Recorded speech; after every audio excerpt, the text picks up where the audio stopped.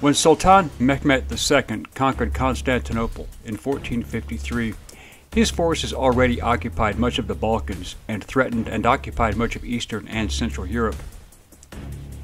Mehmed was expanding his empire west, north, and east. But there was one region that was a critical thorn in his side: the Kingdom of Wallachia, in modern-day Romania. His nemesis was a prince who had become infamous throughout history, and a household name thanks to a Jewish-Irish novelist. Who was Vlad the Impaler, and how did he get his name? Why was his rule and resistance to the Ottoman Turks so legendary and controversial? How did he become the most famous ruler of the Middle Ages, becoming a part of literary, historical, and cinematic folklore? Hello, I'm Colin Heaton, former soldier, Marine Corps Scout Sniper, history professor, historian, and book author, and we've answered these questions and other issues on this segment of Forgotten History.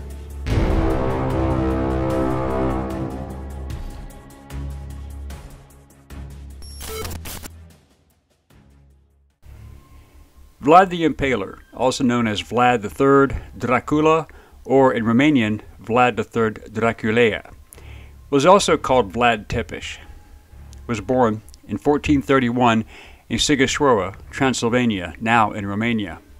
He was the second of four brothers, born into the noble family of Vlad II Dracul, with Dracula meaning son of Dracul.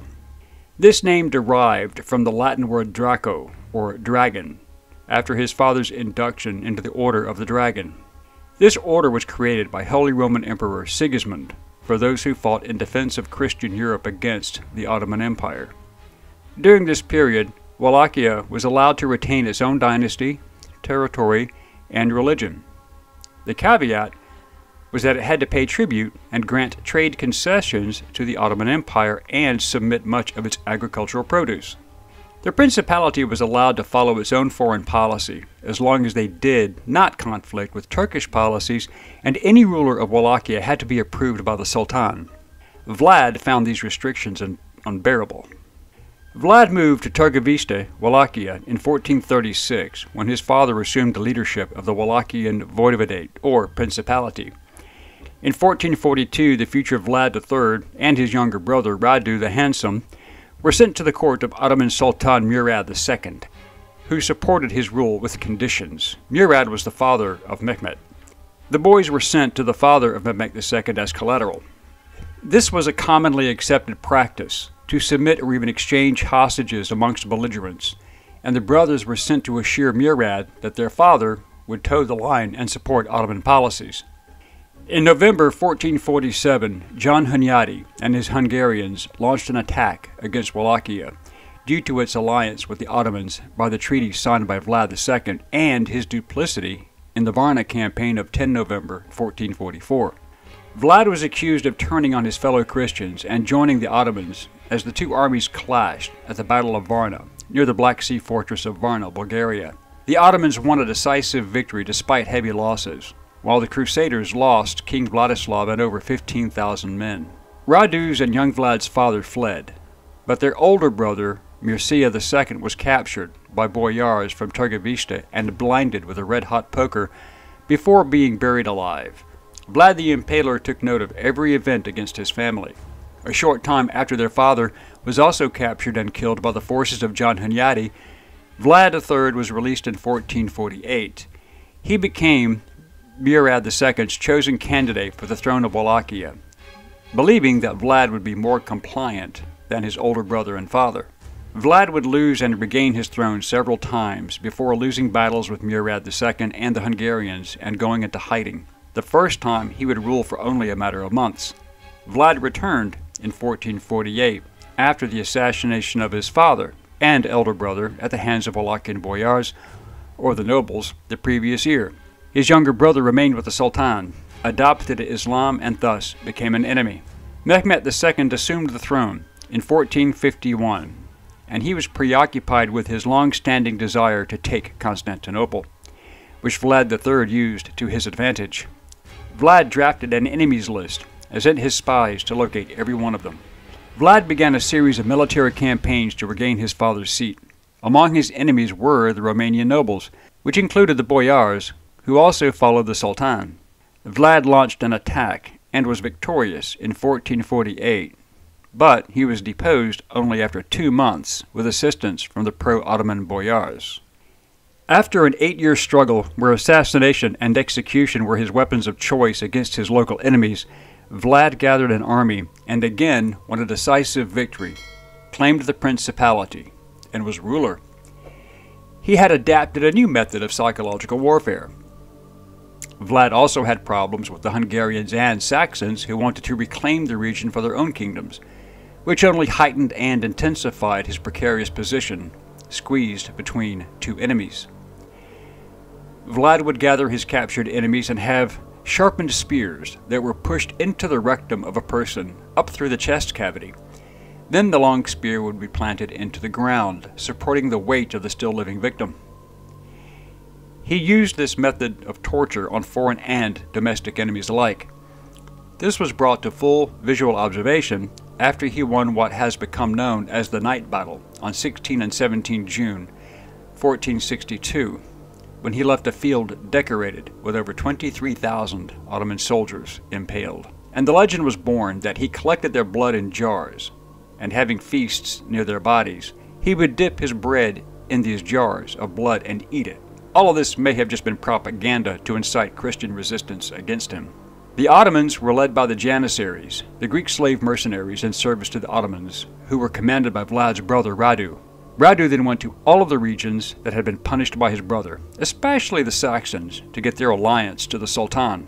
Vlad's first wife, who bore him a son, who became known later in life as Minia the Evil, was said to have committed suicide rather than be taken by her brother-in-law Radu and his Janissaries, which was said to have driven Vlad to insanity. The deals Radu offered in the name of Mehmed II were good to be passed up, so Vlad found himself vastly outnumbered on all fronts. Many of the other Christians in the region feared Vlad more than the Turks due to his methods. Vlad never forgave a betrayal, and he was ruthless in his punishments. He had once convinced dozens of the most prominent boyars, nobles from Hungary, Saxony, and throughout Romania, to a massive banquet to bury the hatchet, so to speak, and negotiate a peace treaty. Finding this welcoming news, Mehmed II saw this as a positive development. He even sent his personal emissary to monitor the event. During this time, he conducted public executions of traitors. After the boyars were all seated, Vlad's men sealed the door and windows and burned the occupants alive. He sent the message of his deed back personally with the Mehmed's emissary after he nailed the man's turban to his head. Vlad's reasoning for the cruelty of impaling was to intimidate any Ottoman forces that followed. However, his methods frightened even his Christian allies, who feared Ottoman retribution. Later that same year, he escaped Ottoman capture, only to be captured by soldiers of Hungarian King Matthias Corvinus I, to whom Vlad was related by marriage. Vlad had agreed to marry a cousin of Matthias Corvinus, Ilona Shalagi, in order to have a treaty and to be released from jail. The deal was that Vlad would not attack Hungarian territory and stop impaling their soldiers, and he also had to convert to Catholicism and marry Ilona. They were married in 1474, and Vlad converted in 1475. Vlad had previously asked for his assistance, as well as support from the church in Rome, which was initially denied. But instead of receiving help, he found himself arrested and thrown into the dungeon over false charges of treason. His brother Radu was placed on the throne. Vlad regained his seat in 1476, but was reportedly killed in battle the same year in a coalition force that trapped him in his mountain fortress. It is possible that Vlad Tepes disappeared in the battle, just one of thousands of anonymous dead. Others claim that he was in fact imprisoned by the Turks. His daughter, Maria, was meanwhile brought to the Neapolitan court in Italy, whose ruling family was allied with her Dracul family.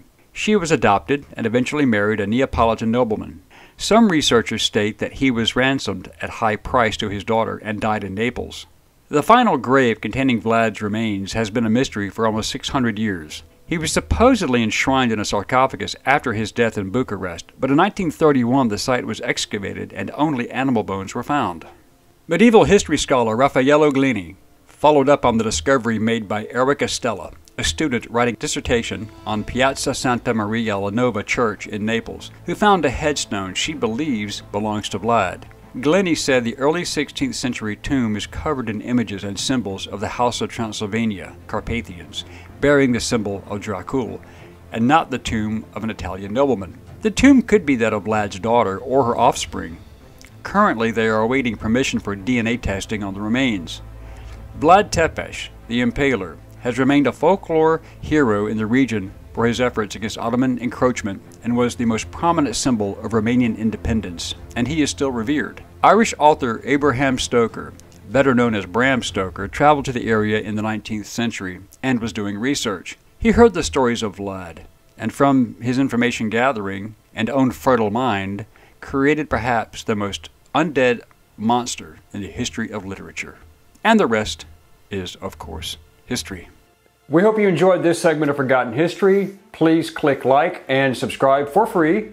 And please stay tuned and be engaged and informed. Send us comments if you have questions or even show ideas, and we will respond to all requests and comments as soon as we can. Thank you.